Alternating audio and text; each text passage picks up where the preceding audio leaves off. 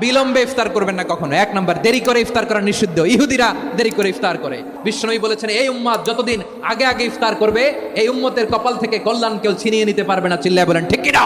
আজানের জন্য বসে থাকবেন না, সময় দেখবেন।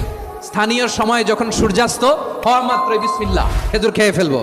2 নাম্বার, রমাদানের পবিত্রতা বজায় রাখবো। কোনো তর্ক বিতর্ক অশ্লীলতায় আমরা জড়াবো না, ঝগড়া করবো না, সরাসরিও না, ফেসবুকেও না। কালি দিলে বলবেন ইন্নী ইমরুউন সায়েম, আমি রোজাদার। ব্যাড হ্যাবিট থাকলে রমাদানে এটা ছাড়ার মহা সুযোগ।